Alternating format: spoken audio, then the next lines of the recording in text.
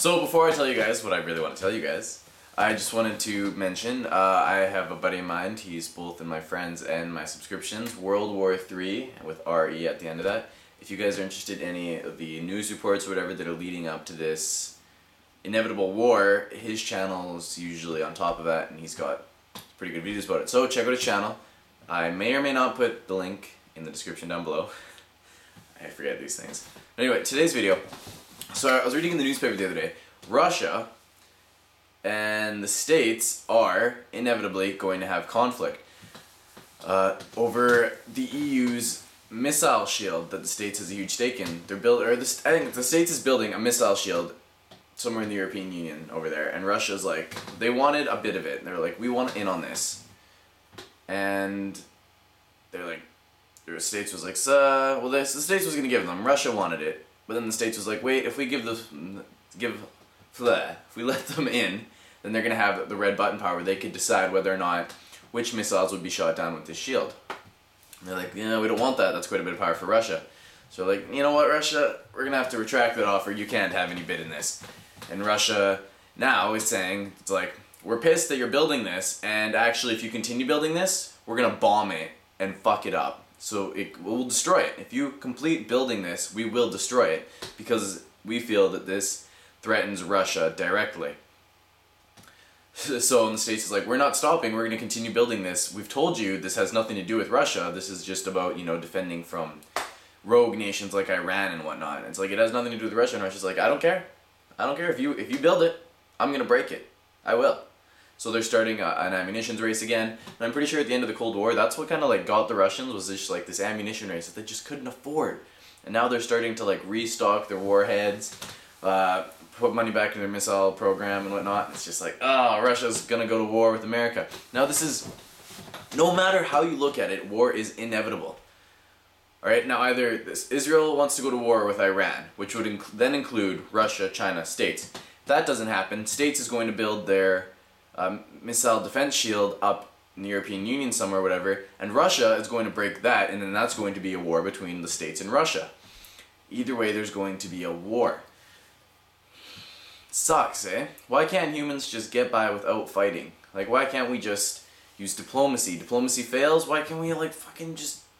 we don't need leaders anymore. We don't need leaders. Look at everyone you know, and you ask someone, do you want to go to war with Russia? How many of them are going to be like, yeah, I'm down for war with Russia if they destroy our missile defense shield? Totally. I'm pretty sure none of them are going to be like that. Oh, well, they might say that. They might be like, yeah, I'm down for destroying it. And then you mention, well, you're going to be the one going and fighting the Russians. And then they'll be like, no, you know what, never mind, they can, it's cool. I don't even care about that. That's the European Union, whatever, it doesn't bother me any. People don't want to go to war. It's the leaders that want to go to war. You know what? We should take all of the leaders that are so eager to fight each other, put them in a gladiator arena, and we'll all watch and film this, over the entire world will watch. And we'll give them spears and swords and say, fight to the death. Yeah. And then we'll tell them, oh, the grand prize if you win is supreme rulership over the entire globe. And then they'll fight to the death. And whoever's left, we bury him up to his neck, cover him in honey, and then release fire ants on his face. I think that would be a totally worthy, cause. It'd be something we would be worth looking into, It would serve as a message to future potential leaders. Don't fuck with the people. It's like they're 6.75 billion people that just are human beings and don't have any stake in government or power or anything. They're just like regular kind of people, like me and you. All of those people could fuck shit up if they really wanted to. All of these governments are like, we're going to war, and everyone's like, no, we're not. We don't want to go to war.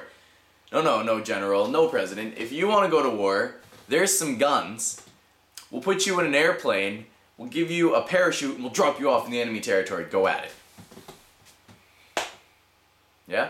I think that's pretty good. So either way, war is inevitable. Fantastic. If you live in the States, I'm terribly sorry to hear about this, that you're going to have to go to war no matter what in our lifetimes. Whether or not the draft will be brought back, I'm not too sure.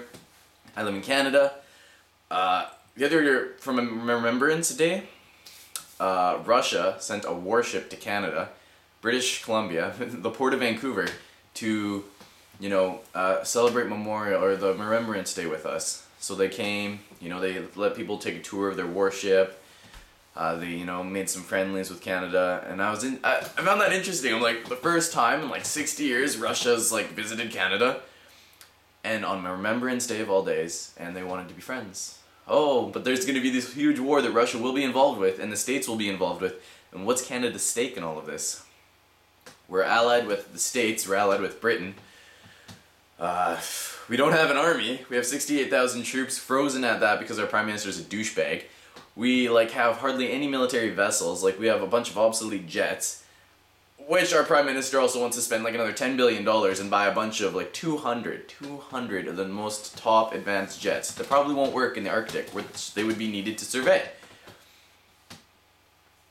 Oh, that's all my taxpayer money. Oh, besides building that in the jails that I'll probably end up being in one day. If they brought the draft back, all those people that didn't want to fight in the draft, fill those new jails. Ah, perfect. Peace.